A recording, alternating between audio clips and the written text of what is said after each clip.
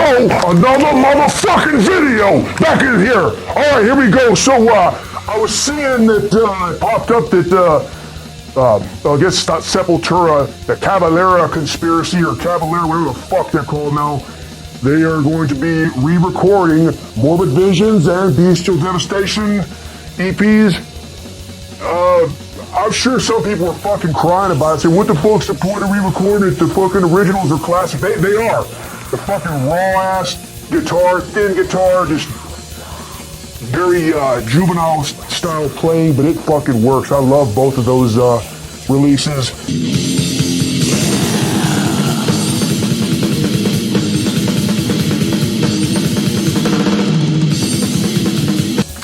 Morbid Visions came out in 1986, which I have both two versions. I have this is actually the version from New Renaissance, came out, and this one actually has the original intro.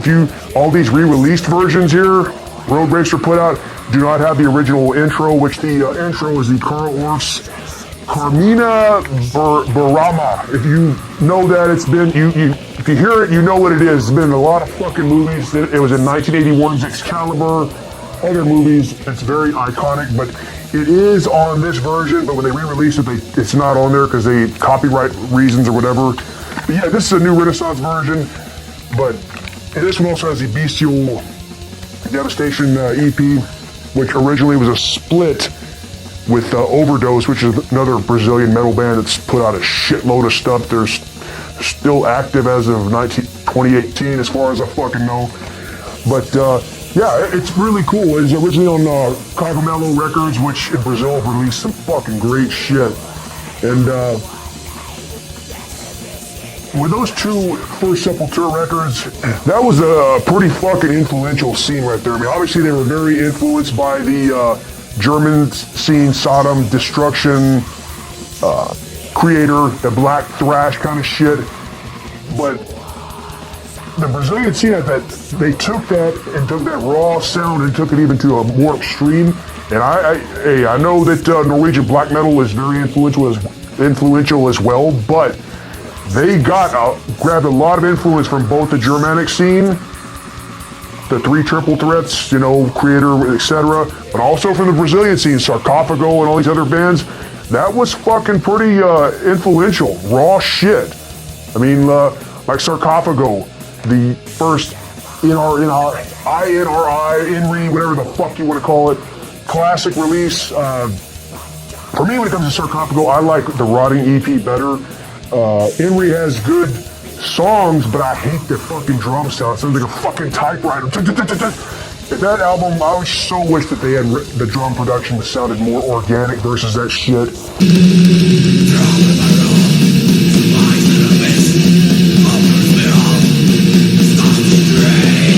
But anyway, Sarcófago is classic shit. Ratos de Pareo, classic fucking, well, it's more hardcore punk shit, but still had that, the early stuff was very dark and had that thrashy sound to it.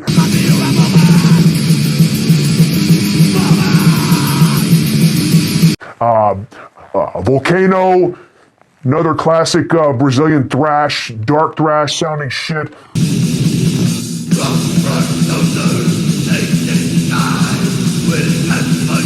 Mystifier, very influential early black metal shit. Listen to that crap. That'll make you want to fucking good shit, man.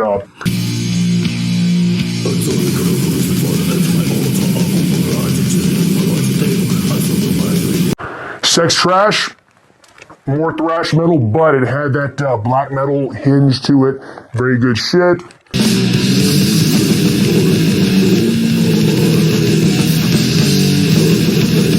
And Mutilator, another fucking black thrash band.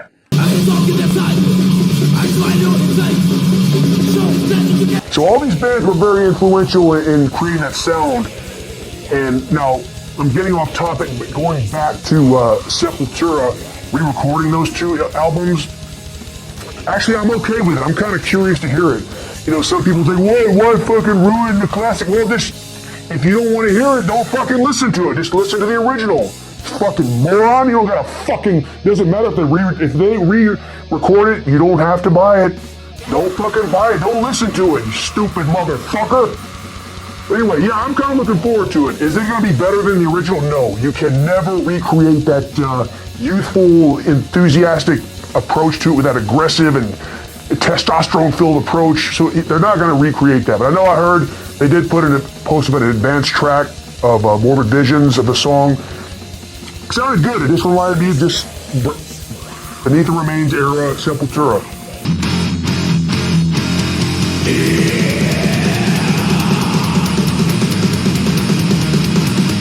Pretty good to me. I'll probably buy the LPs. I mean, they're releasing them both with new artwork, but the artwork is in the same vein as the original, so it's not some bullshit Photoshop crap. It's actually a painted piece, and both of the artworks look very nice. So I'll probably get it. I'm very curious to hear it. And also saw on the Igor Cavalera had a Under the Drums, whatever the fuck his channel is. They did a version of playing Morbid Visions, and it had Hadiol or Harold, whatever the fuck his name is.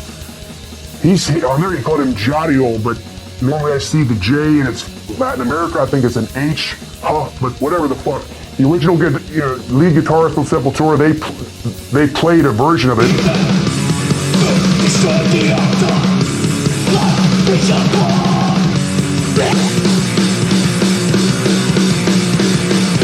So it's pretty cool. I don't know if he's playing on these re-recorded versions with Cavalera Brothers, but it was still pretty cool to see the true original, part of the true original lineup of Sepultura, besides Paulo Jr., who's still off in Sepultura, which I don't even listen to that shit.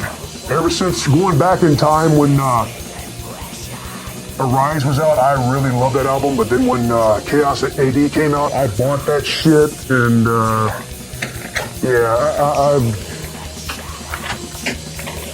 bought it. Even back then when I got this when it was brand new, I just didn't like it. It sounded shitty.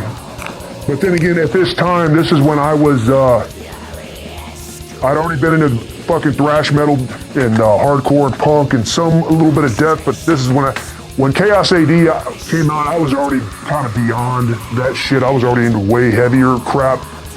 I mean, my listening has always been where I listen to regular metal and then also heavy as shit stuff. And like people talk shit about Pantera. I like Pantera. When I bought Cowboys from Hell, and then when Vulgar Display of Power came out, I bought that. That was the first time I actually bought a CD. Before that, I had only vinyl or tapes. And you think, why you even listen to that shit? Well, motherfucker, the first two CDs I bought was that Pantera, Vulgar Display of Power, and Graves' debut, Into the Grave. So I got some heavy shit too, so fuck off if you don't like it. But I'm really curious to check this out. I think it's going to be a cool release. I mean, if they did it, I'd be more curious to hear this versus some of that Cavalera Conspiracy. I know they've put out several albums of that. From what I heard, it sounds pretty good, but I don't need to buy that shit. But this, I want to check it out. And they're actually touring for this as well, so I'll probably have to go take a look at that, because I'm looking forward to seeing that shit. Anyway, that's it for now. Thanks for watching. More shit is coming up. So other than that, go fuck yourself. And I'm gonna fuck myself up real bad. I'm gonna fucking drink this and throw it through the goddamn motherfucking window.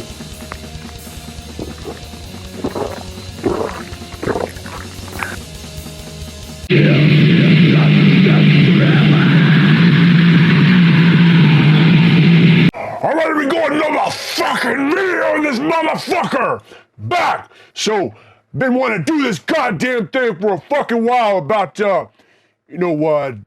different scenes and whatnot about, god damn it, I can't fucking think! Different scenes in black metal and whatnot, how important they are. You got fucking Canada and fucking Finland. America has a fucking solid-ass early black metal scene, but everybody always wants to talk about Sweden and Norway and whatnot, which, yes, that is very integral, but there are other places that played a part in creating the black metal sound. It's not just fucking Norway. I want to talk about Brazil.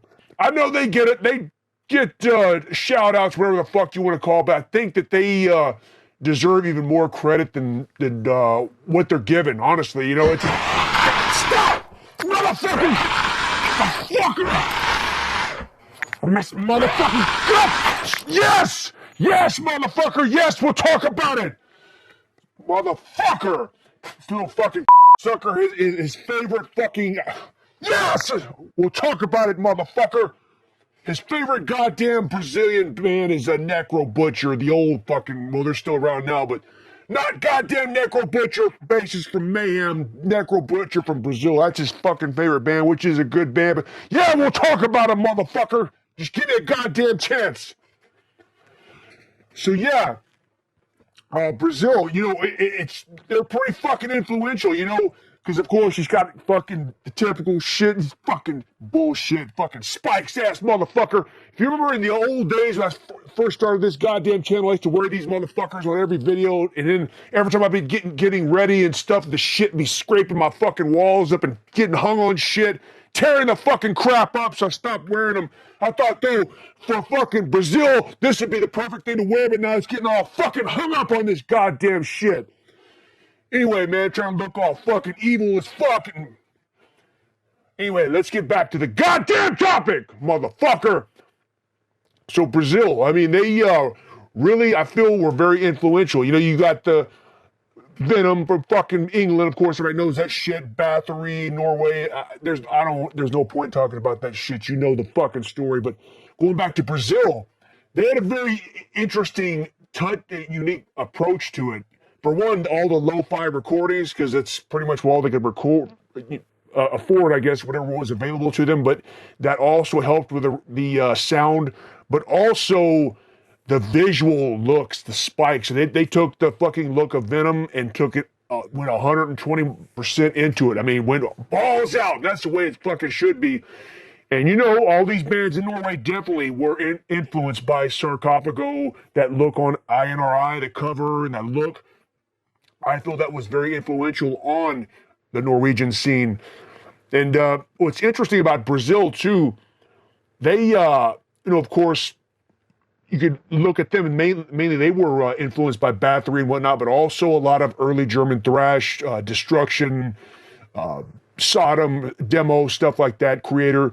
They were influenced by that, but you can also tell they were also influenced by grindcore. There was a lot of Napalm Death mixed in here, because you listen to a lot of these bands, they're thrashy, but also very fucking noisy and blasty. You know, so I feel like it's a amalgamation of all that shit that really created this Brazilian sound. And it really is. It's you know, America has a kind of a black metal sound.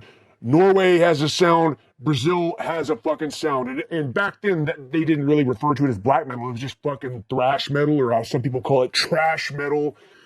But very anti-religious, very satanic, and it was very fucking cool. And before I move on to this, I want to kind of talk about a book that came out a few years ago. It's called United Forces, which is based on the zine that was in Brazil. And they put out a nice little tome here of all the issues here. The thick-ass motherfucker. It's, you know, the zine got the Metal Archives 1986 to 1991. Marcelo Batista, he's the one that did this shit, this book. And I have to tell you, if you don't have this, you know, nobody's paying me to say this. I'm just saying, for me as a fan, I fucking love this book. I mean, it's kind of like the Slayer book with Slayer, the zine from Norway, with that fucking Battalion put out. They did a collections of all the issues of that, and it's got little stories in between each issue. It's the same thing with United Forces. It's Marcelo Batista's approach to it. It's got all the issues. Of course, they're originally in Portuguese, but it's got the translation as well. Shit tons of photos. Most of them, well, I say half the bands I knew already, but there were a lot of them I learned about that I didn't know about. It's a very rich scene there. Lots of fucking cool shit. But this book, it's shitload of pictures, 528 pages, color pictures, black and white, lots of interesting stories, some forwards written by guys from Sepultura and some other motherfuckers in Volcano. And it tells some interesting stories of fights and whatnot. Sarcófago, you know, the history between Sepultura and Sarcófago and people getting their ass beaten up. And, you know, I'm sure you heard about that shit. Sarcófago fighting Ratos de Pareo, but somebody got a bottle broke over their head one time, and then another time at that other show at Wagner Antichrist got cheap shotted when he was passed out drunk. It's a lot of shit like that, but cool stuff in there. The zine is cool, and again, it really sucks you into that whole scene of back in the mid 80s to early 90s, what was going on there. And it was a very unique thing going on. So with this, you can't talk about the Brazilian scene without talking about Cogumelo Records. So myself, probably like every other American motherfucker, I first heard of Cogumelo from Sepultura, because I did a Sepultura video. I'm not going to talk a whole lot about Sepultura. Those motherfuckers get plenty of press, if you will. But for me, I bought Beneath the Remains. And then after that, I went backwards and bought Schizophrenia. And then I had bought Morbid Visions. And my Morbid Visions copy was a New Renaissance copy.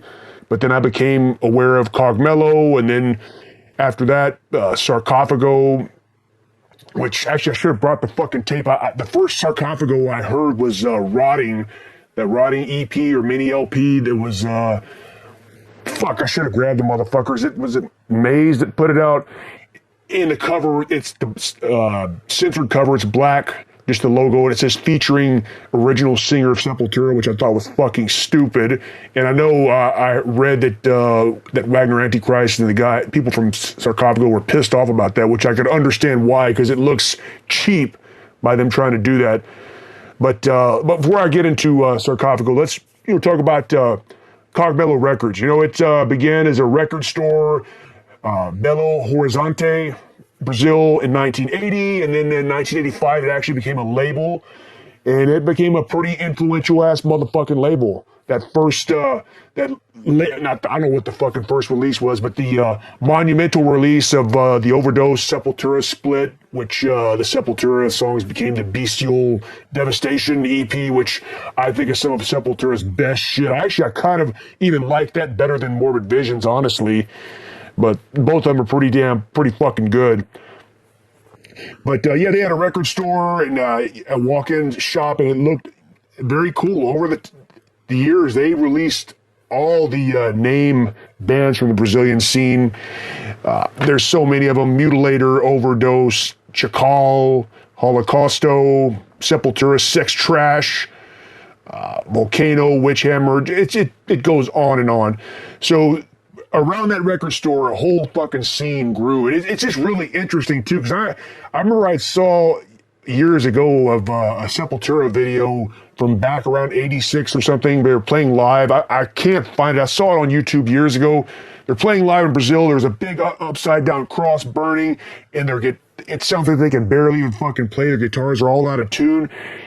And the place was completely fucking packed, and people were going crazy. And they had that raw sound, out-of-tune guitars. It sounded like shit, but in a good way. It fucking was great. And that pretty much just set the standard for the Brazilian black metal scene. That guitar tone, like everybody thinks about the Swedish death metal Entombed, Dismember, that guitar tone, buzzsaw guitar. Brazil has their own guitar tone too. Very raw and almost cheap sounding, but fucking good. Because I'm kind of jumping around, but going back to when I first heard Sarcófago, I heard the Rotting EP first. And the first thing I noticed was just the guitar, just raw as fuck. And I like the Rotting EP, mini LP. My only complaint about that is I wish these songs were shorter, because it feels like that they were trying to write longer songs just to sound more technical or something, which I know in Brazil that was happening, where people were trying to run 88, try to mimic the Metallica Justice for All album and write longer songs, but longer songs don't mean better. So I feel Rotting, if you would have cut the songs in half, made it shorter, it would have been a fucking solid ass EP. But I still like it. Still really good. And it's funny too. I remember bought that, had the cassette. Metal Maniacs, which was a good magazine. They also, a lot of those writers didn't know fucking shit. I remember that Sarcófago Rotting EP got a horrible review. I remember, quote unquote, there was something along the lines of, this sounds like amateur shit of little kids that don't know how to play guitar trying to sound like Deicide. That's what was said in the review. I can't remember word for word, but they gave it a horrible review. But that fucking magazine gave all the early Cannibal Corpse albums a shitty review. Eaten Back to Life, Butchered at Birth. Finally, when Tomb of the Mutilated came out, they started kind of giving it an okay review, but they used to tear that shit apart back then. But, so, again, jumping around, I got fucking ADD, motherfucker, I can't think straight. But about Cogumelo, you know, they put out the Warfare Noise LP, four-way split, if you will, or whatever, and that was some pretty fucking influential shit, too. I mean, look at Chakal, Mutilator, Sarcófago, Holocausto, can't even fucking talk. Great fucking LP, 30 minutes, nice and short, to the point.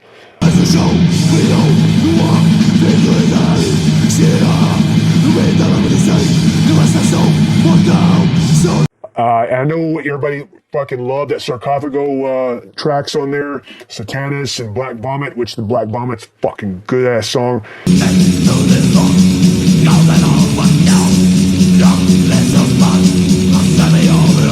But the other bands, Mutilator, Holocausto, Chakal, are all fucking good. Honestly, I think Chakal is the weakest stuff on there, and that's the opener. I think the other bands, Mutilator and Holocausto, are definitely sounding better. I mean, I do like Chakal, but on this particular release, they sounded better. But this is a monumental LP that really got it started, and I think a lot of people really gravitated to Sarcophago's portion because of that look. They had this fucking crazy ass look, which, as you can tell, I fucking love it because us as musicians, we like all kinds of stuff like in our band, and the Sarcophago and also the Brazilian scene is a very big influence. Very big influence. So, I mean, not that we don't sound like it, but it's really love that scene. But yeah, the Warfare Noise, Cogumelo put that out in 1986, and then there was a Warfare Noise 2. It came out in 88. That second one was okay, but the first one was monumental. I mean, fucking 1986. But let's kind of jump back in time. You know, in Brazil, you had the Dorsal Atlantica band, which was an early metal band in Brazil, which was okay. And how I came to know them was when they had that release that was on Wild Rags Records, and I heard about that in 1990, but they had been around many years before that. And besides Dorsal Atlantica, we had Volcano. Volcano, from Sao Paulo, Brazil, was also one of the early blasphemous bands in 1981. And so-called, they apparently influenced Sepultura a lot, which I can really tell. 1981, and they pretty much, I don't want to say started all the blasphemy in Brazil. I could be fucking wrong, but 1981 was pretty fucking early to put that shit out.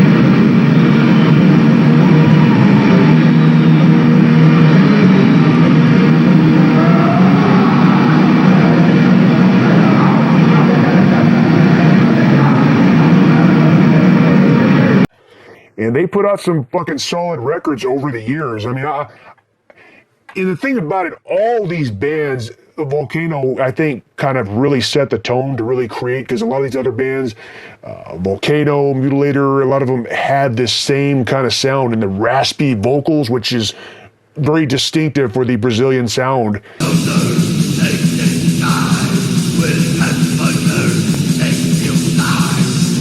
And then the vocal delivery as well,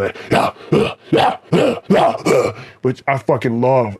A lot of bands have that, and with Volcano, started that shit off, and they're still around. They're still fucking putting out records, you know? It's really fucking good. And also, you know, before Cogumelo started producing these bands, a lot of them had to just make their own homemade demos and promote themselves and play these fucking small-ass shows and fucking shitholes and whatnot. And that fucking book, United Forces, tells a lot of history about that stuff. So definitely check that out. But talking about the Warfare Noise, you also had Chakal, like I said, that's my least favorite on that compilation LP, but Chakal is pretty important in the scene as well. They started in 1985, and they put out some good albums.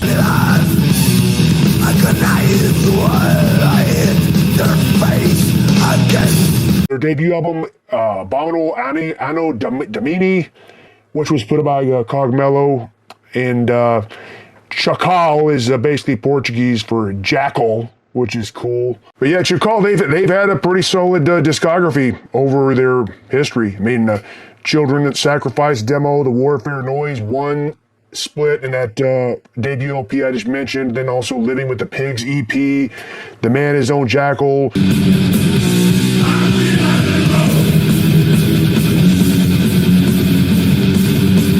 And it goes forward. I mean, they've had a lot of fucking solid albums, and you know, I am definitely a fan of the band for sure. And now, with Sarcófago, as I mentioned before, you know, that's when people think about Brazil, Sepultura, and then Sarcófago. There's always been this rivalry, and Sarcófago is known in the underground as just underground cult band.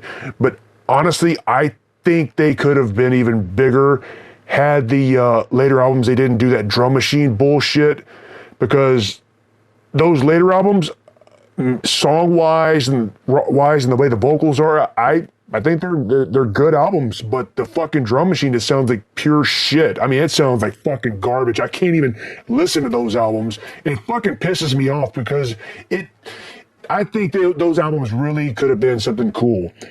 I mean, that Hate and the Worst, it is the worst. It's fucking trash.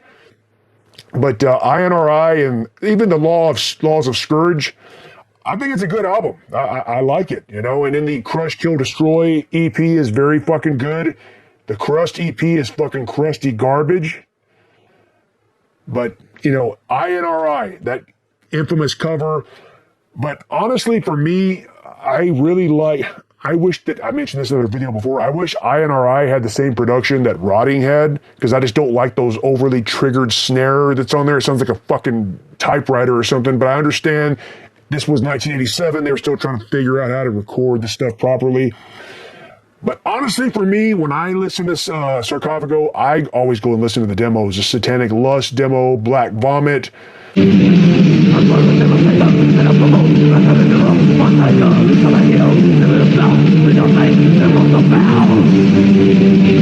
That stuff is fucking great. Raw shit.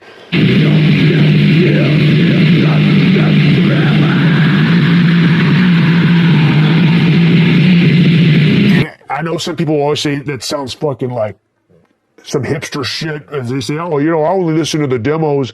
I'm not that person, but with Sarcófago, yes, the fucking demos are what I always like to go to. If I'm gonna listen to Sarcófago, I always just go back to the demos. And they have a compilation LP called Die Hard, which has all that shit on there. That's all you need for me, if you ask me. Fucking solid crap.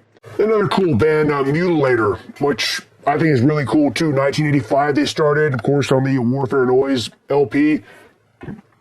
Again, Bella Horizonte. Really good stuff. They've had some solid LPs. They are definitely more thrashy, but some motherfucker just texted me, goddamn, fuck you! But they have a more thrashy sound, but it still does have that black, deathy sound to it. Their demos are cool. I really like Immortal Force. Into the Strange is good too, but Immortal Force, both on Cogumelo, is the best one. Immortal Force and Into the Strange are good. Really cool stuff. And I guess they're back together now, which a lot of these bands do. A bunch of old ass fucking men start playing again. But it's cool. They have that thrash sound, and for me, I just need those two LPs, nothing else. Mutilator! And now Necrobutcher. Yes, motherfucker. Yes. Necrobutcher. It's his fucking favorite band. Now you ain't. Motherfucker, stay the fuck down. I'm talking about him now. Necrobutcher, fucking formed 1988. Brazil. Fucking Black Death. They have a very raw sound. Cool fucking demos.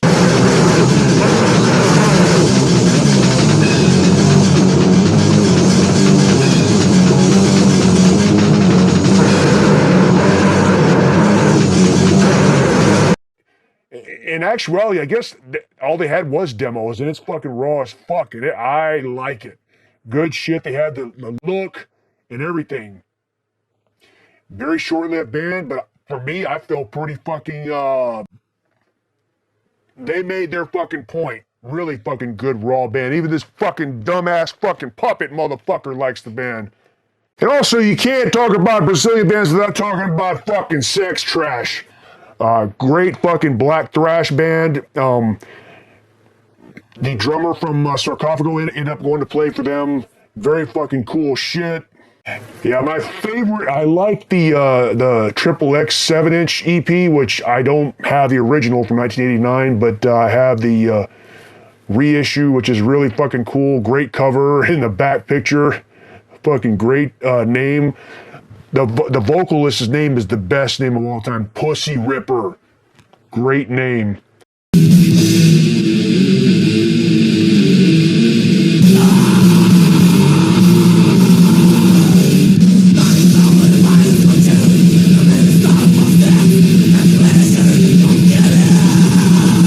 But also, Sexual Carnage is a fucking solid-ass black thrash album. The cover is well fucking pure blasphemy. I fucking love the cover. Sex trash.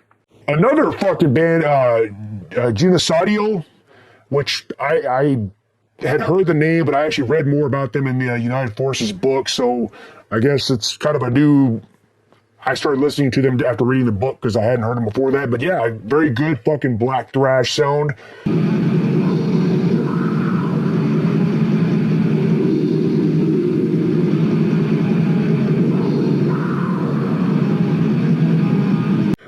They're still around, but they put out some really cool shit. 1986, and here we go, still around, fucking spreading evil as motherfucker.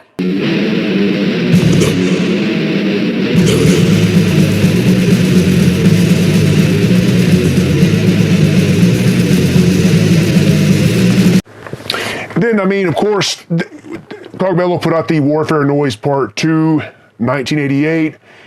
It's good, but it's definitely not up to par as the original. You got Witchhammer, Mayhem, a band called Mayhem on there, Mega Thrash, and Amen Hammer. It's good, but the first one is the fucking best one. That's really all you need, honestly, if you ask me. But what the fuck do you think? There's a shitload of other Brazilian bands. Armageddon is another good one. They're more fucking kind of punky sounding hardcore. You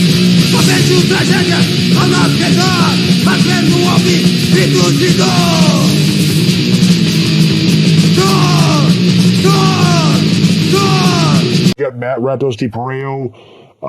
There's probably some other stuff I didn't list on here because there's no fucking way. I could do a whole fucking 10 video series and really do a deep dive in all this shit, but I ain't got enough fucking time to do all that shit. Anyway, so I want to do more shit, maybe do early American black metal touch upon video like this and finish and Czechoslovakia and all that shit, but it takes goddamn time, so more motherfucking shit's coming. Alright, I feel like I'm shooting the same fucking video again. A few months back, or however long, was it a fucking year ago, talking about Sepultura? I can't fucking remember.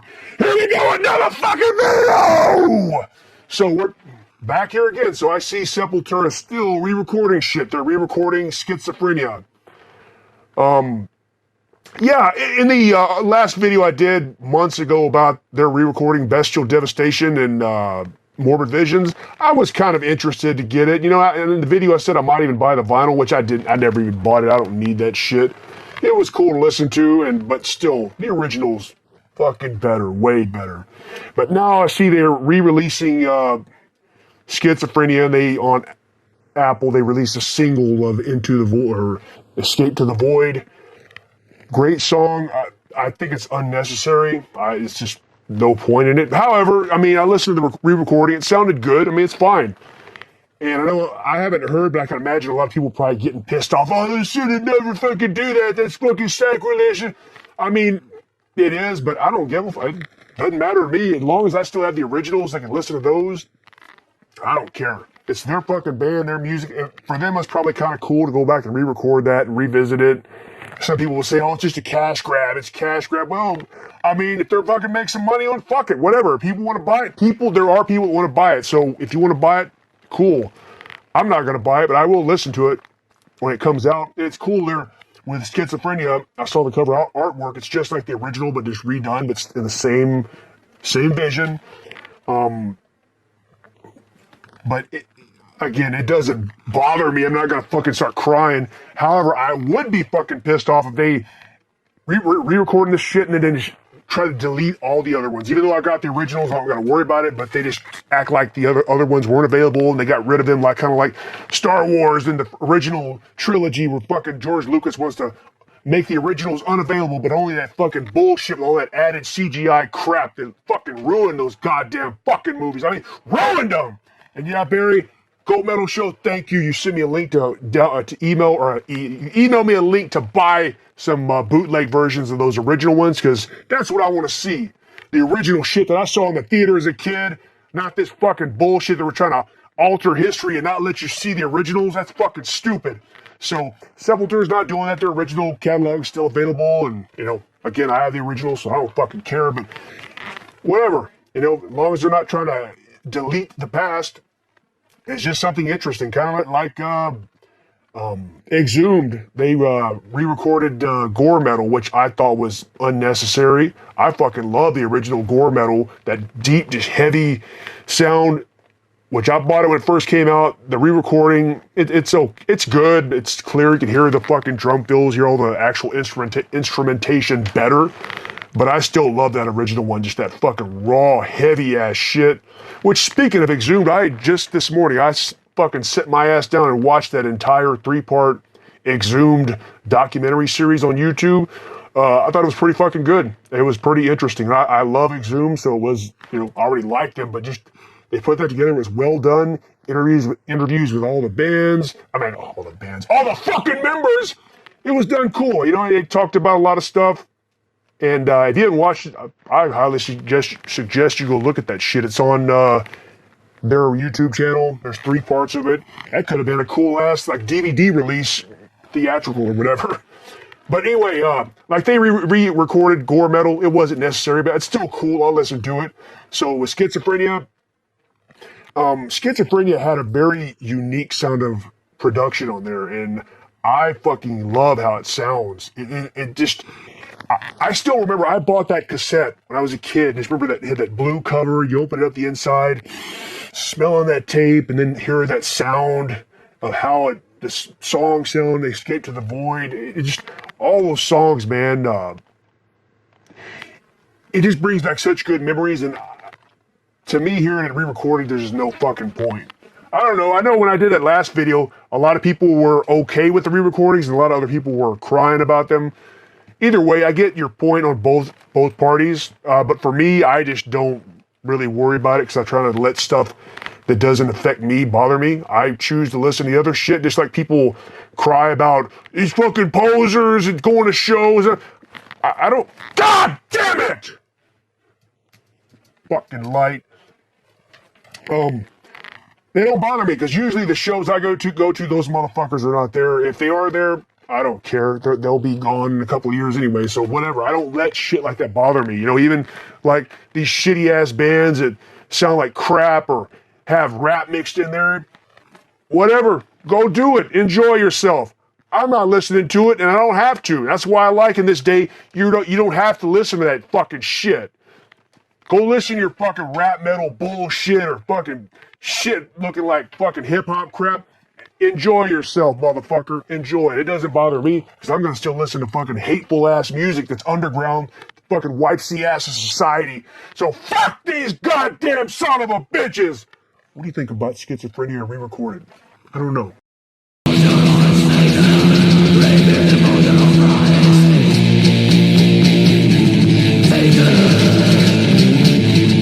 What's up? All right, here we go.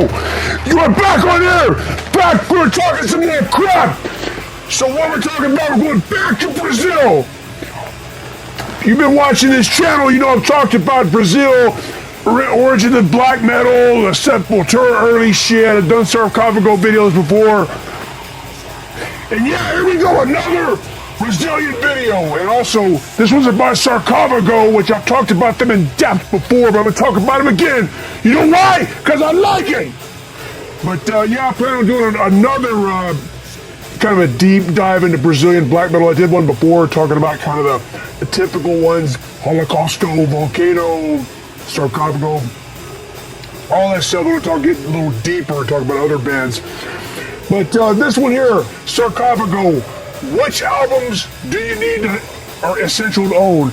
All right, I know everybody watching this channel, you already know the answer to this. I don't feel like this is really educational. I feel it's more just entertainment-wise because, honestly, everybody watching this, at least the people that are really into this channel, know the answer to this. They know what the best Sarcófago is, what's the crappy ones. I know it. I see people in the comments, people that comment on here, they know what the hell's up. So there's a lot of people that know what the hell is up as far as good music. So I commend you, and I'm glad that everybody's liking this stuff we're putting up on there. But yeah, let's talk about Sarcófago. I talked about this before. Most people in their 40s, 50s, for me in my age range, probably heard Sarcófago the same way.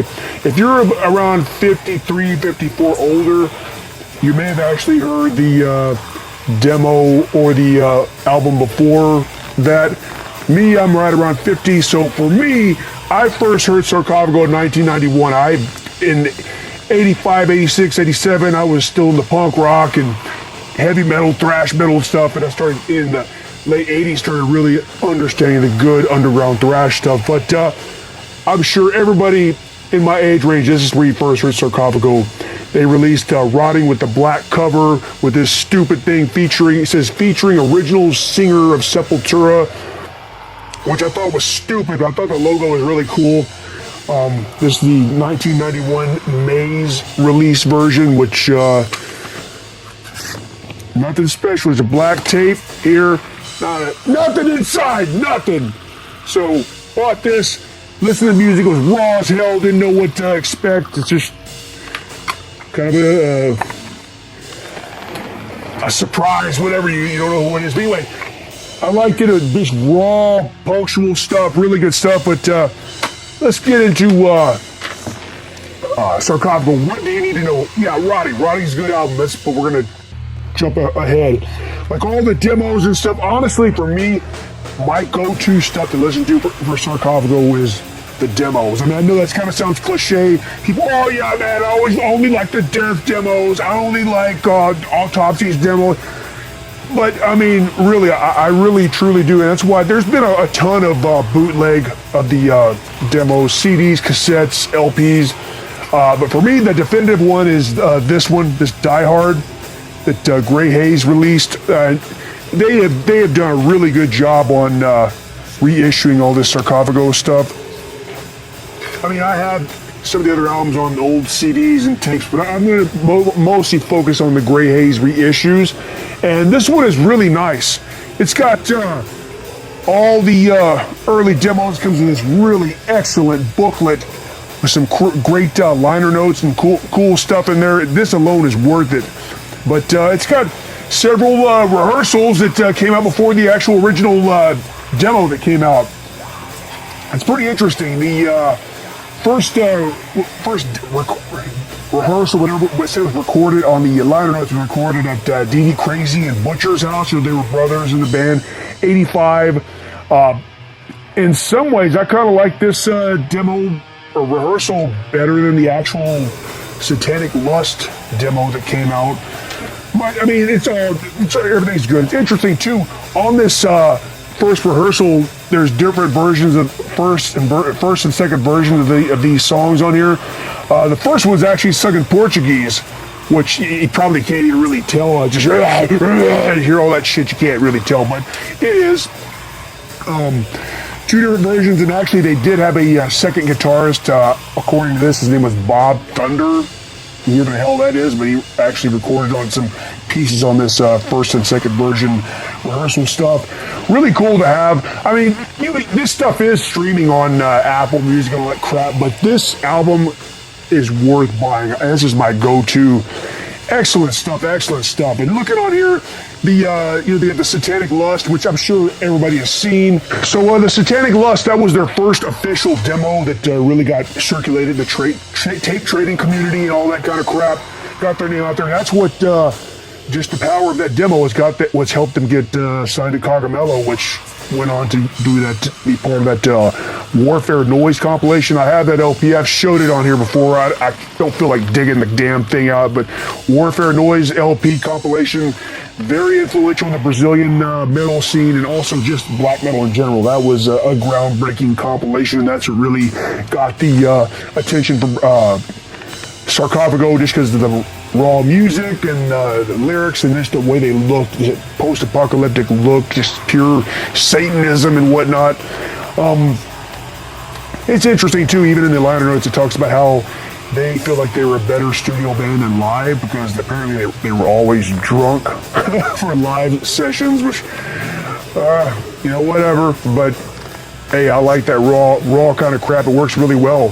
So the Satanic Lust works great. The Black Vomit demo is also really cool. Actually, I really like the production on this song. It was literally, Cogumelo gave them in advance of money just to go in the studio and kind of literally demo and see what the songs were going to sound like, and they did the song Black Vomit.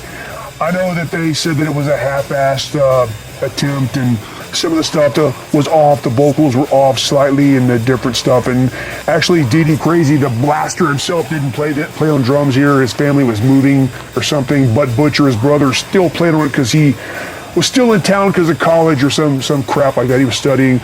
But the song Black Vomit, honestly, I wish that INRI was recorded the same way as this. The drums sound natural. I mean, of course they say it's kind of sloppily played, but how it sounds, it's raw, and the drums sound raw. I feel like on INRI, but don't get me wrong, I love that album, but I wish that the drums didn't have that so much of the typewriter sounding on the snare.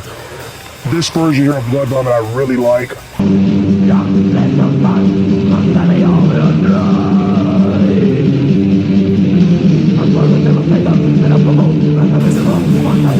And then there's also another demo. It's INRI, the song, a rehearsal track of it. It's basically just them rehearsing for, I guess they were having for the Warfare Noise. They were going to have an actual release show, and this was just them just practicing, getting ready for it, which is cool to listen to. I mean, it's not mandatory, but it's cool they put it on here.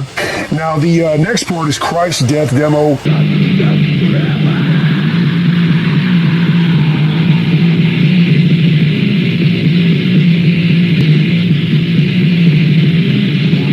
That's also a very infamous demo. It's D.D. Crazy did play drums on this, which is cool. It shows. And this is pretty much when they recorded this, it was more or less they recorded it and circulated it just to people that had already been corresponding with. They didn't really put it out there to sell it, so to speak. It was just circulating to people that they already talked to and whatnot, but still, it made its rounds. It became a legendary demo, if you will. But they, as I say, they didn't promote it all that much because they were already getting ready to record their INRI LP recording, so they were ready to move on to that. Then the other stuff on here, Alcoholic Coma, that was right before they did the Rotting recording, which is cool. And then Secrets of a Window rehearsal, interesting. And then other stuff, Satanic Lust, an outtake from their LP from the Worst, which I don't really need all that stuff, but everything else, the original demos and these rehearsal stuff, highly recommended. This is what you need. You need this. Especially this Gray Haze version. It's got a book with it and everything. Highly, highly recommended. Now, as far as INRI, I've got the CD over there. I got a tape, and I got several different versions of it. Both of these right here, the CD I have, I can't remember what, it's old. I don't remember what version it is. But these are the Gray Haze reissues. One is a gatefold, and then the other one has like a little open little booklet. They're both pretty much similar, but a couple of different things. But overall, I mean, I don't know why I'm an idiot. I buy all this crap. I really only need one. But INRI, excellent, groundbreaking album. You know the deal. The blasting beats, it was pretty monumental back then. And also, I mentioned this before, and I'll say it again, how I really feel that the Brazilian scene was very influential in the Norwegian scene. I mean, I'm not saying that Norwegian scene is so powerful because of Brazil. No, it's not that. Norway had their own thing going on. It was really good, really powerful, but I feel that Sarcófago really had a strong impact on even Euronymous. I've seen the interviews and other stuff written where they definitely worshipped Sarcófago, so to speak. And I think I read somewhere that Antichrist, Warner, whatever the fuck his name is, Wagner Antichrist, said that he talked to him and thought they were a bunch of idiots or something. I don't know, don't misquote me, I don't know what, it was something like that. But anyway, I feel that this album was very influential. Just that raw, just feral sound to it. It's excellent. The vocals are great. And also the same thing with the songs on the Warfare Noise. Just great stuff. And now moving on to the Rotting album. I just talked about this. I got the Grey Haze reissue with the actual proper artwork, not this censored crap. Very good release here. It's got a cool little, not a full booklet, but an insert. It's not as in-depth as the Die Hard demo LP, double LP it is. But still, this is a nice representation. This album is really good.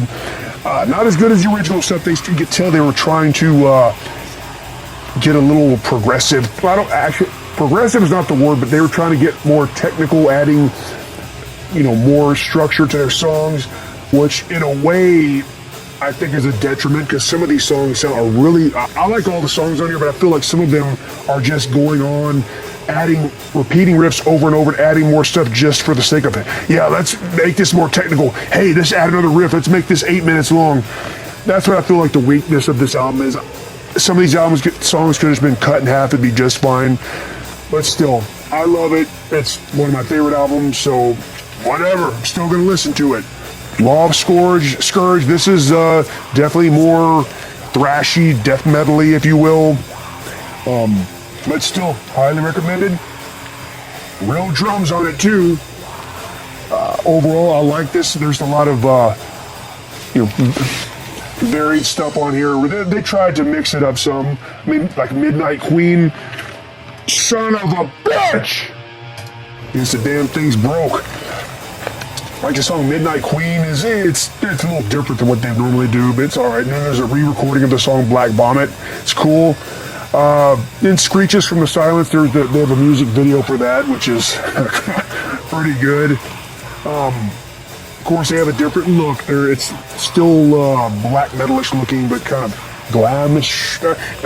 Don't get me wrong. They're not looking glam, but it's not as feral looking as their original stuff. But still, I really like Laws of Scourge. It's definitely worth getting. But you can tell they were trying to have a more tame sound. Now the other stuff, that's it. What I say you need to own right there. Okay. The other stuff, The Worst and Hate.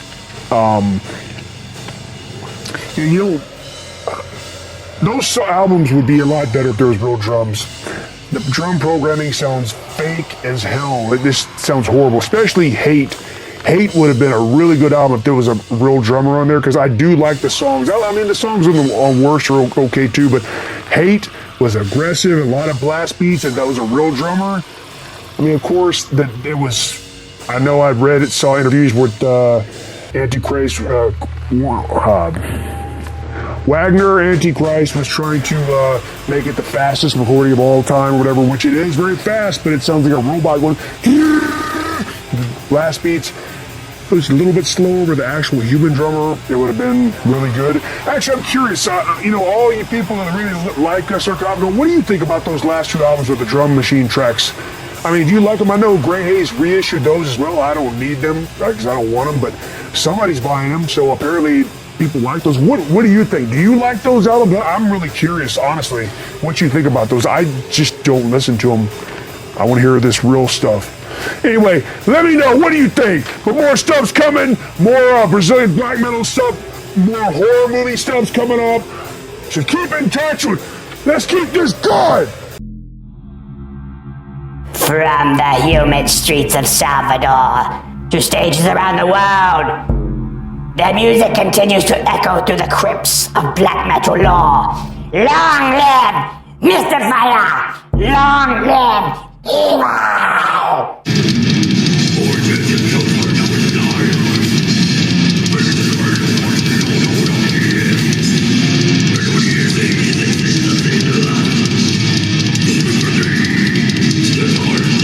Alright, we go. We're back on here, another video. So, been trying to get back to more of these, kind of documentary kind of videos. I know the Profanatica video I did, people seem to really like that, which I like doing that too. And when I watch videos, I like to see stuff like that. So, hey, you know here, I always like everything South American black metal, Brazilian stuff, all that shit like that.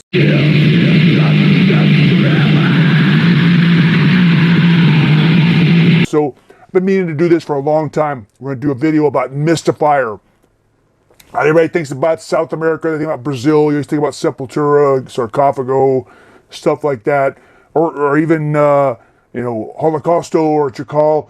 But Mystifier is one of the longest running bands. I mean, Sepultura is still around, but Mystifier's been around since, the late 80s, and then they're still putting out shit to this day. So I thought let's go back in time and talk about that a little bit. I have done videos in the past about Brazil and whatnot, and did cover Mystifier a little bit more. We're going to kind of get into a little deeper. What? I told you to stay the fuck away from here. You haven't been in a long time. Get the fuck out of here. You fucked up all the other videos. You never let me be on these videos anymore. Why? God. You just abuse me. Motherfucker. Oh. I love Brazilian black metal. Let me fucking narrate this bitch. Okay, listen. I'll let you narrate the shit, okay? I'll let you narrate it. That's it. Do it or I'll cut your motherfucking balls off. Now go sit the fuck down over there. Motherfucker, man. I wanna be part of the motherfucker. Okay, I know people have been asking about this goddamn little fucking blue piece of shit. Well, here I guess he'll be on this video. So, take it away. Let's hear what you got. In the depths of Brazil's underground metal scene, one band emerged from the shadows to carve their names into black metal history. Mystifier, formed in 1989. From Salvador, Bahia, Brazil, they fused raw aggression, occult atmosphere, and unrelenting South American intensity in something the world had never quite heard before. Now, wasn't that some fucking generic ass bullshit? Couldn't you think of something fucking better to say than that? Hey, fuck it, whatever, man. Mystifier was founded by bassist and vocalist Beelzebub during a time when extreme metal in Brazil was dominated by thrash and death metal bands like Sepultura and Sarcófago. But Mystifier took a darker route, embracing the sinister aesthetics of the occult, defined by the motherfucking black metal movement, while still keeping the ferocity and heavy fucking sound of fucking death metal.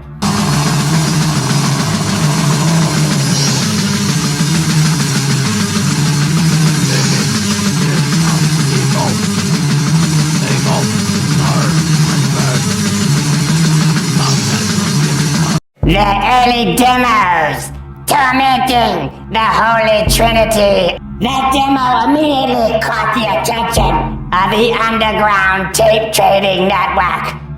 They became a cult following beyond Brazil's borders. Yeah, they had those early demos, tormenting the Holy Trinity and the Aleister Crowley demo.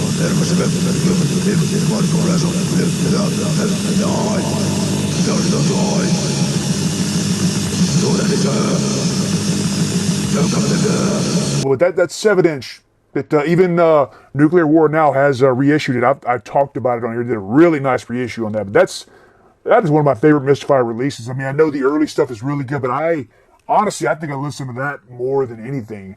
You know, the terror, the tormenting, the Holy Trinity. Nuclear War. Productions reissued that motherfucker.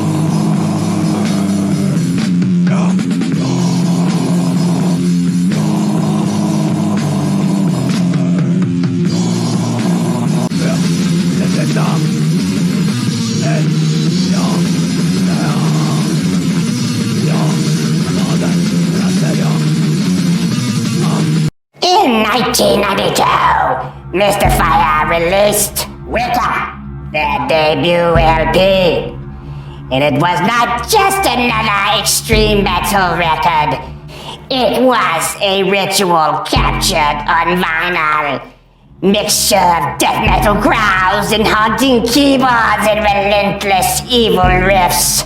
Wicca stood out as one of the most unique black metal albums of the 90s, cementing Mystifier's place along with the first wave of Norwegian bands, but with a Brazilian edge.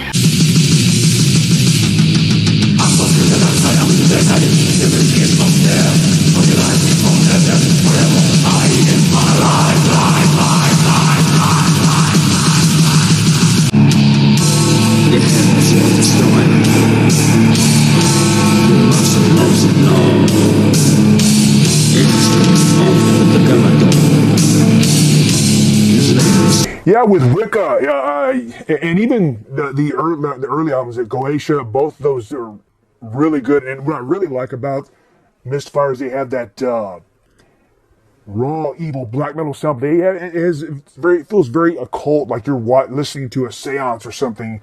You know, keyboards added in tastefully, but not too much. I mean, don't get me wrong, I do like some symphonic black metal, but I got to be in the mood for it. Sometimes I like it, but for the most part, too many keyboards can fuck it up. And on here, I feel that with all of Mystifier's releases, they do pretty damn well as far as keeping the keyboards to add atmosphere, but just enough to not really fuck up the sound and make it sound kind of happy. Because, like, you know, Dimmu Borgir or Carrick Angren, I like those bands to a degree. I don't listen to them all the time, but their keyboards kind of make it sound more, you know, symphonic and, I don't know, epic, if you will. The keyboards in Mystifier are more evil, man, and that's fucking what I like.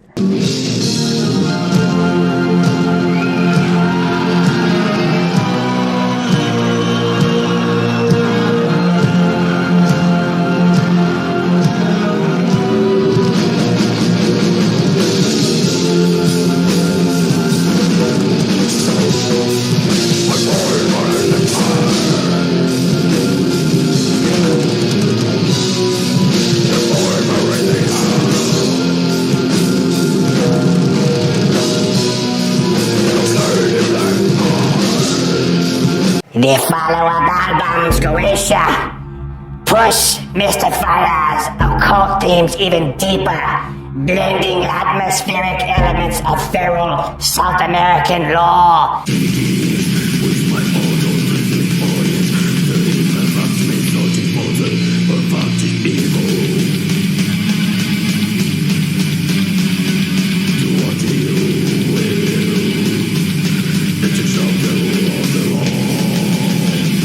While much of the black metal world just looked to Scandinavia, Mystifier showed the motherfuckers where darkness thrived.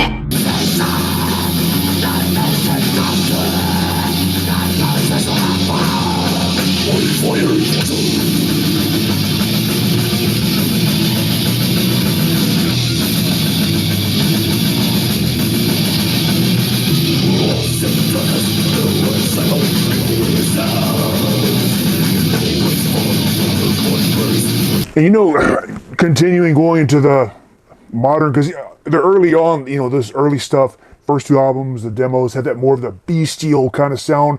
But in '96, they put out The World Is So Good That Who Made It Doesn't Live Here. That's an interesting album because it's kind of like they still have their sound, but they're kind of getting away from that bestial sound to a degree. It's a little bit more melody. But don't get me wrong, when I say melody, it's not melodic, like happy sounding shit or nothing. It's just has a dark melody to it, but still has that signature Mystifier sound. And I think it's a damn good album. It's not my favorite by them, but I feel it's pretty damn good. They're they're changing their sound a little bit, but to a good way.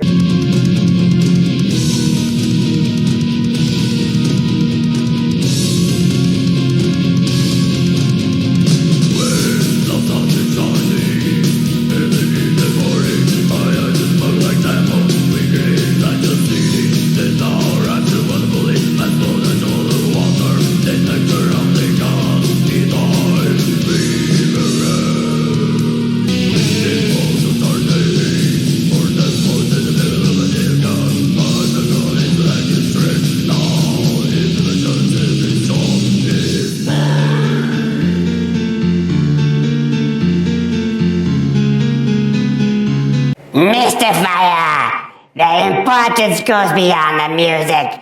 They became a gateway for many fans all over the motherfucking world. And then Profanus, this is a good album too. There's a lot more aggressive, kind of some thrash mixed in there. For me, I kind of not a fan of the production. The drums sound kind of a little overproduced. I wish that this still had the same production as before. But I understand, as a band grows, they want to try out different things. Again, it's not a bad album. Profanus is a good album, but it's not one of my favorites just because, not the songs. I like the songs in there, but I just don't like the production on it.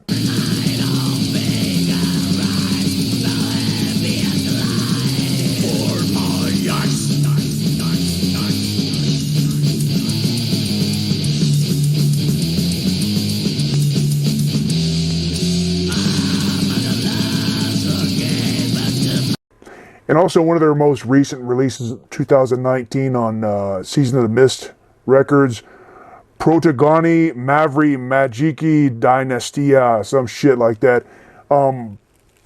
It's good. There's a lot of the typical stuff you expect from Mystifier, the death metalish vocals, black metal sound, and there's also a lot of kind of spoken vocal, kind of like Attila from Mayhem. And I do listen to it regularly, but of course, probably with everybody, you listen to their first 3 to 4, their first 3 albums, and that's first 7-inch. That's my favorite stuff by them. But this album is solid. I do suggest you do pick it up.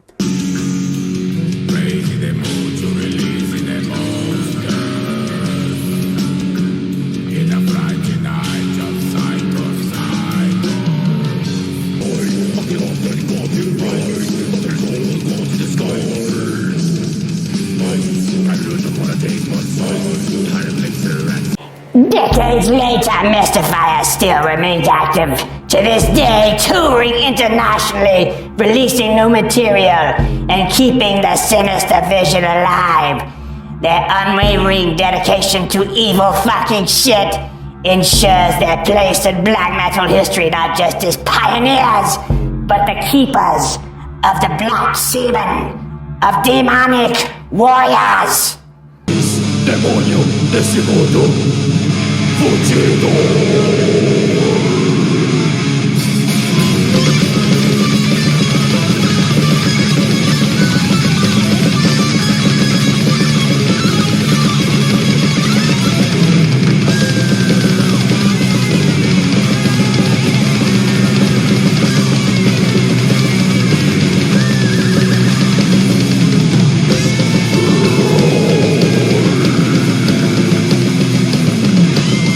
To finish it all off, I mean, overall, great discography. Not, to me, I think everything they put out is worth getting. There's not one thing I said, it's complete shit.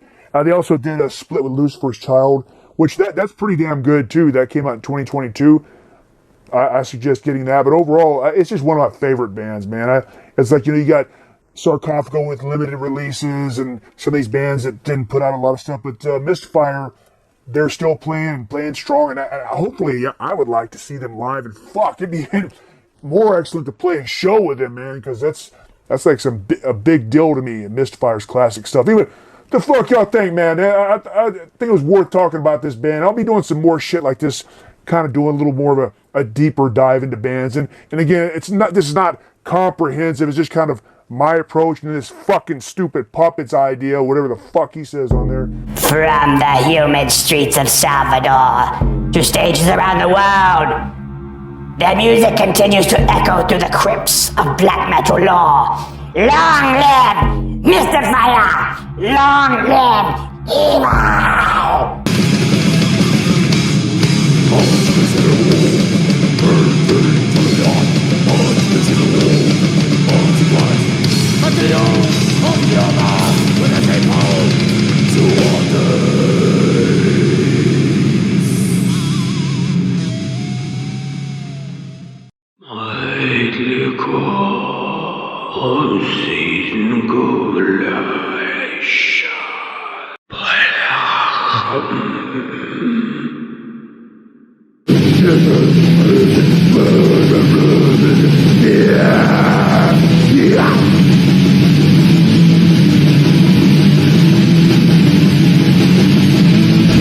Alright, here we are, another one, we're back! So, as you can see, talking about Brazil again. Kind of been on this Brazilian kick, you know. If you watch this channel, this is definitely not the first one. I've done several other videos about Brazilian black metal, which I just always have had a connection to that, because there's that raw, feral sound that Brazil has, and it's always, you know, regional. Even it can be said for anything South American, Mexico, Chile, wherever. All the music from there always sounds just a little different, a little more feral. Just like Scandinavia has a certain sound, America, U.S. black metal has a certain sound, and I like it all. But today we're going to talk about more about Brazil. I've talked about the classic bands Mystifier, Sarcófago. I've done some other stuff too, but I'm going to talk about 3 bands that have connections to the old days of Brazilian black metal that are still around today, and they still have kept that original black metal, just raw sound from the early days. And I think these 3 bands, you may know them, you may not. If you don't know them, you need to go check them out, man, because they are holding this shit up right, you know?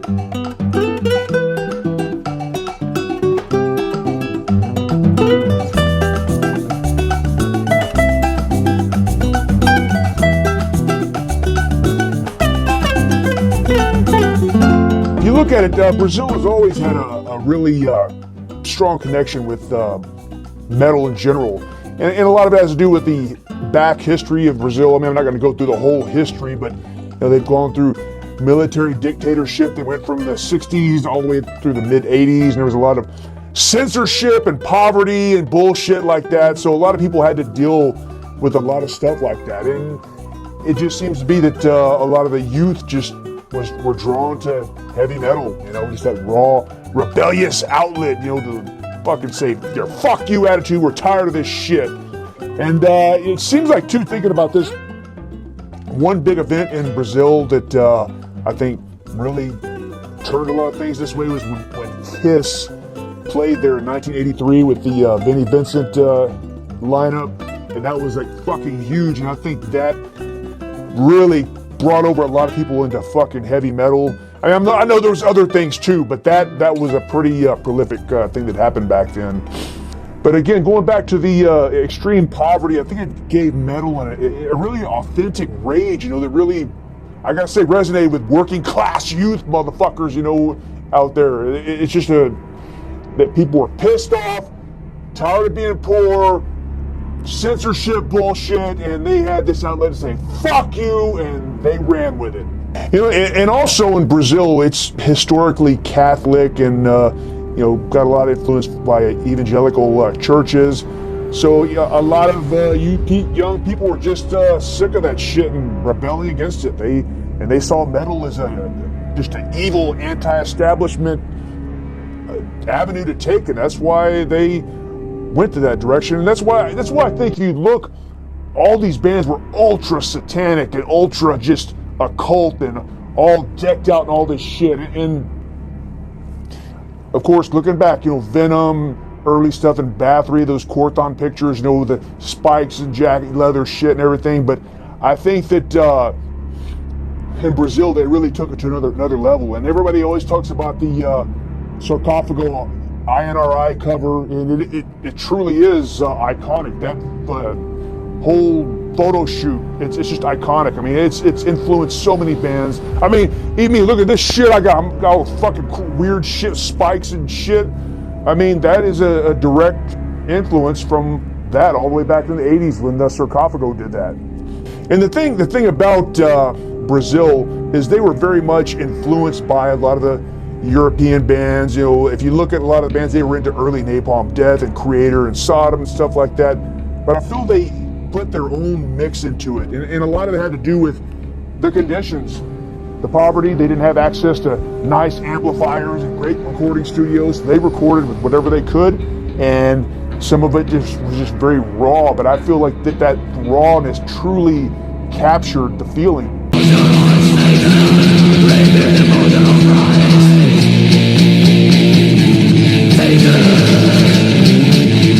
Kind of like New York City hardcore in the early 80s. That music really grabbed the feeling of those times. I think when you listen to Agnostic Front, Victim in Pain, or any of that early stuff like that, Cro-Mags, Age of Quarrel, it truly does grab that gritty feeling. And that's what I feel about these early Brazilian bands, Sarcófago, the early Sepultura, stuff like that. It really encapsulated that. And also in the 1980s, the underground tape trading network was the same there. That's how Sarcófago's demos got circulated all through Europe and got a cult underground following.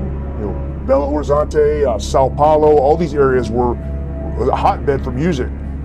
Finally, Brazil got their global recognition with Sepultura, broke out, made their name. Once they did, Schizophrenia, and then especially Beneath the Remains, they became an international act, and they still are. Of course, for me, here, the last good Sepultura album was Arise. After that, I don't like any of that shit at all. But the early stuff, I mean, you gotta give credit where credit's due, man. That early stuff, fucking great. Now, the first band I want to talk about, Bestimator, however you fucking say it. I don't give a fuck, Bestimator. That is a classic late 80s Brazilian black metal band that truly had the look, the occult look, the signature goat skull in the face, microphone with the vocals, and the seance on the stage. 1989, and to this day they are still active. So it's not a band that went one way and did another. Because, like for example, like Sarcófago, I fucking love Sarcófago, but man, once they got to Law of Scourge, and then after that, man, that stuff was fucking crap. I mean, I like Laws of Scourge, that's a good album, but even then, though, they were trying to get some more commercial sounding shit. And the albums after that, fucking trash. I mean, honestly, Sarcófago, Hate, if they re-recorded that album with real drums, that would be a fucking good album. The other one, The Worst, I'm not a fan of that one, but this album, Hate, that could have been really good. I'm getting off topic though. Sarcófago spun off from the original vision. Bestimator never did. They still kept up with that shit.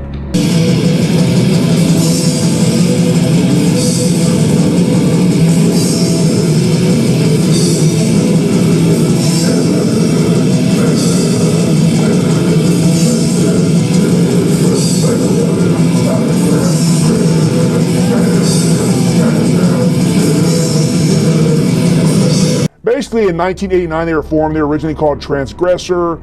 Then, 1990, they took the name Bestimator from Sao Paulo, just like for a lot of other great bands. And basically, from 1990 to 2000, they were active, and then they took a little break, and then came back to 2011. Now they're still active, and they have that pure black metal tradition of the lo-fi intensity, that kind of shit, but pure occult and blasphemy. The shit that you want to hear. In 1991, they had a demo. It was called Desire of Leviathan, kind of like basically a rehearsal demo.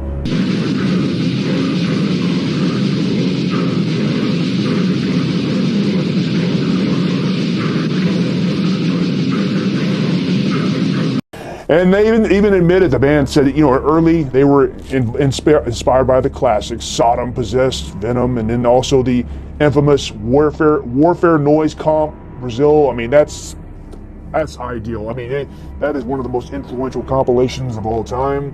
They were also influenced by Corzus, which is funny. Corzus, the first time I heard of that band was when I bought Sepultura, Beneath the Remains. I used to look at all the band names they think, and Corzus was one of the ones, for whatever reason, it stuck out in my head, so I had to go check them out, and all other bands that were on there.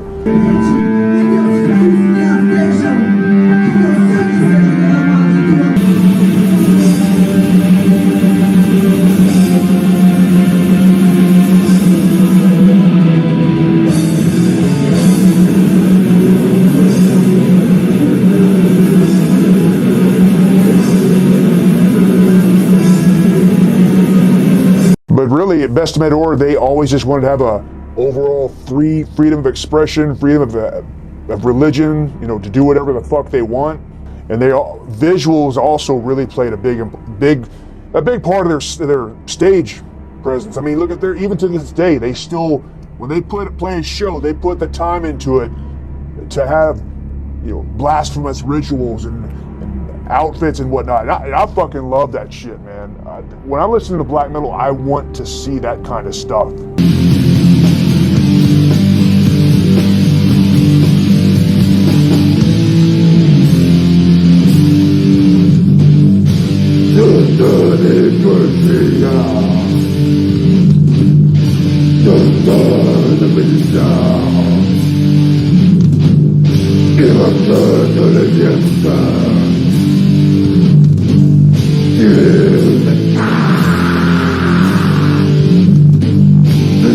Yeah, it's also interesting though, between 91 and 95, they did not do a second demo. They finally did one, the Pela Gloria do Mal, but between the 90 and 95, they even said there was nothing done, just live shows.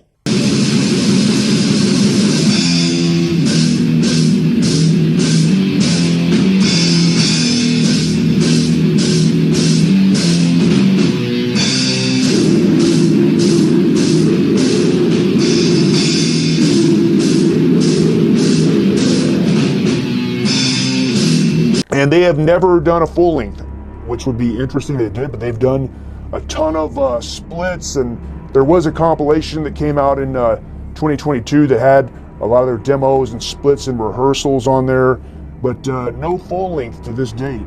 Or the last time they recorded anything was 2017, and I think they're about due to put something out new. But yeah, Bestimator, if you don't know them, check the motherfuckers out. Now moving on, next, Impurity.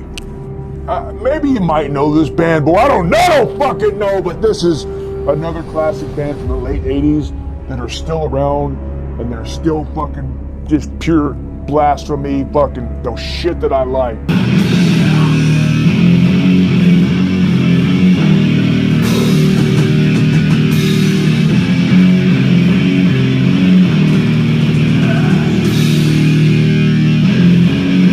The band formed in 1988 from Belo Horizonte, Brazil.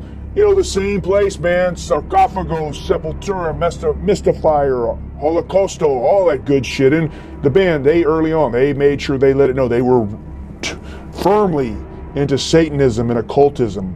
And as with a lot of bands, they had that really unpolished sound, but I fucking love it.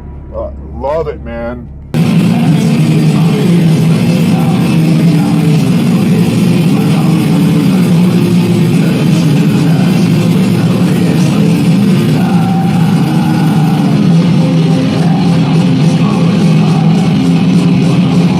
Their first album, The Lamb's Fury, came out in 1993, Cogumelo Records. You know Cogumelo, big deal in Brazilian metal music. And I've talked about them in other videos before. Check that shit out. But it was a vinyl only, full length, and they considered it a cult classic, one of their best.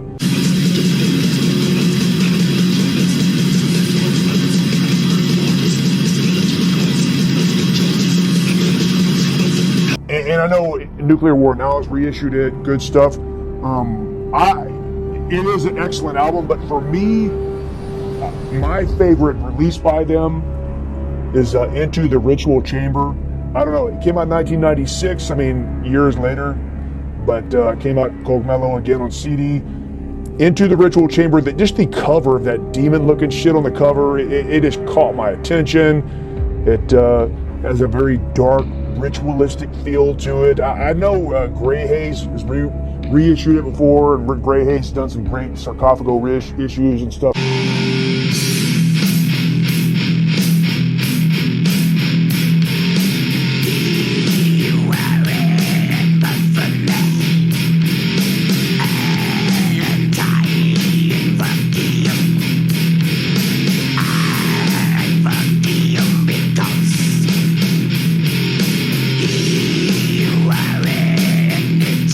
The version of this album, it also has some live tracks, but what I like about Impurity, especially this album, it's got the typical fast, unpolished, raw black metal, and some of the shit, the drums even sound kind of off, but I'm okay with that. An average person, like a really technical death metal guy, oh, that fucking sucks. I fucking like that shit. I mean, as long as the drums are not falling apart to complete shit, but it's just raw enough to make it sound feral, like it's fucking some demons in the woods making evil music or some shit. That's what it sounds like to me, and that's what I want to hear.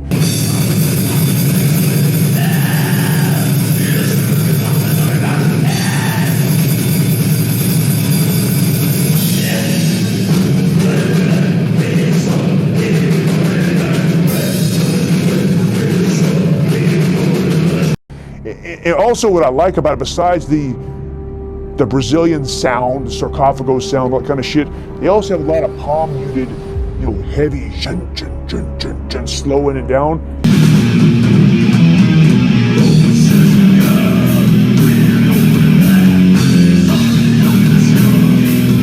I fucking love that kind of shit, man. It just goes from the, fast black metal kind of shit, and it stops and the vocals vary from some kind of death metal kind of shit to more black metalish. Great album, man.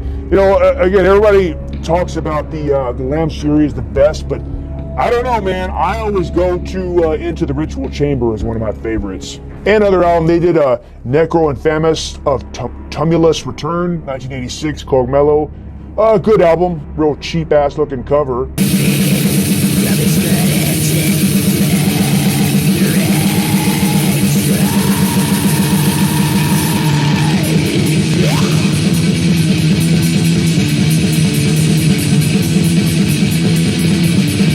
What's kind of interesting too is after years and years of nothing, 2019 they released a new album, All in the Name of Satan, and it still touched upon their sound. It didn't alter it at all. I mean, it's a lot of bands that they haven't released something in years, and then it comes back, it's kind of like, this doesn't even sound like the same band. Well, they still kept up the same shit, I gotta say.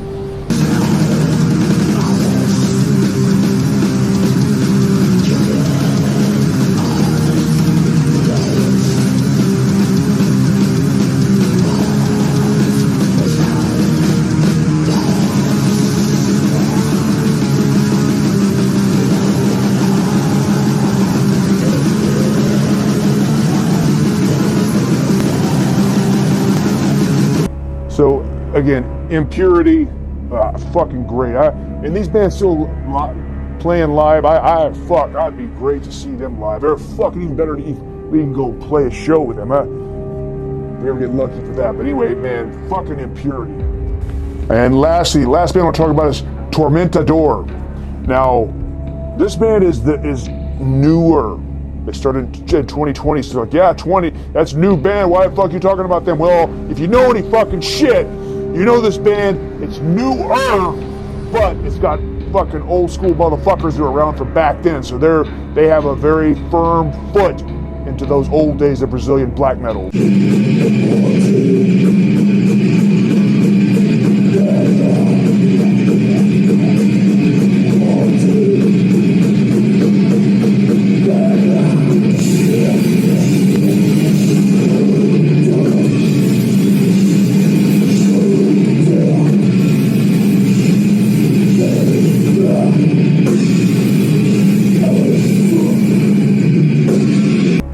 said, another band from Belo Horizonte, Brazil, again.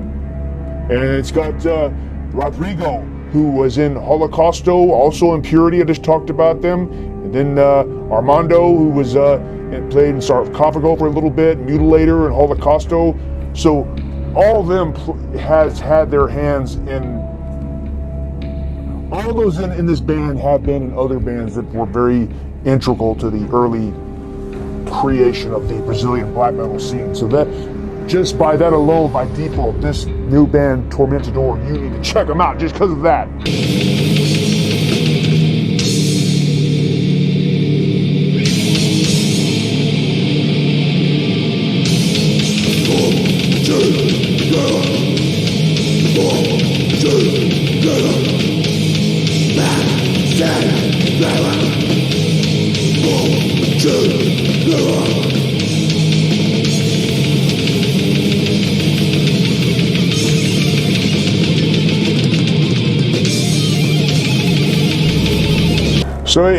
So basically, when Holocausto kind of was falling apart, this project came together after that. It has a very much black death metal feel to it. To me, it's very war metal.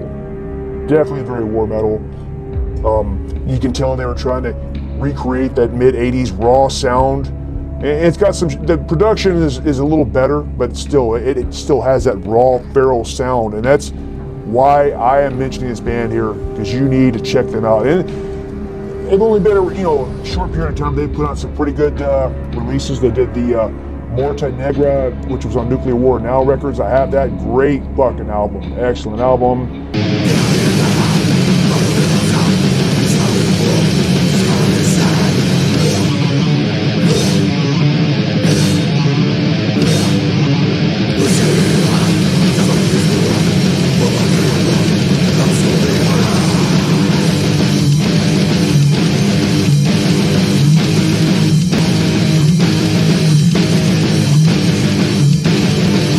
I mean, a lot of people talk about them as being, someone bringing back the old style of Brazilian black metal, and they're keep it alive. And I feel that with all three of these bands, they are.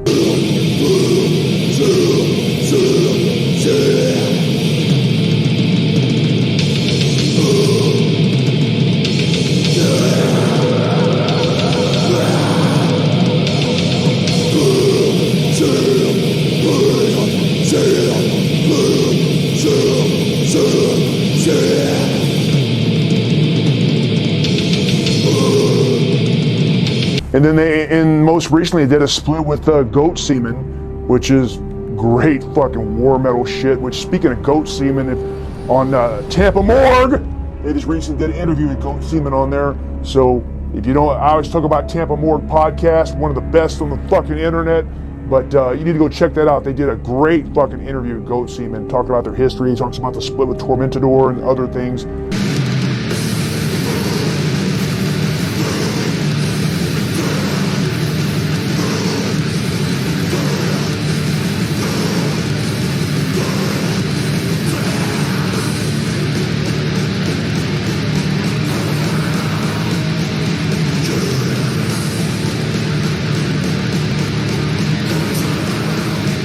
Yeah, that's about it. I just want to talk about these bands and bring them to your attention, because I feel like they need to be covered. More shit's coming in this kind of format. With this channel, I try to mix things up, not so much just talking head videos, go back to more of a kind of a documentary style video, if you will. But anyway, more shit's coming, more stuff, coverage of bands, all that shit. So here we go, motherfucker!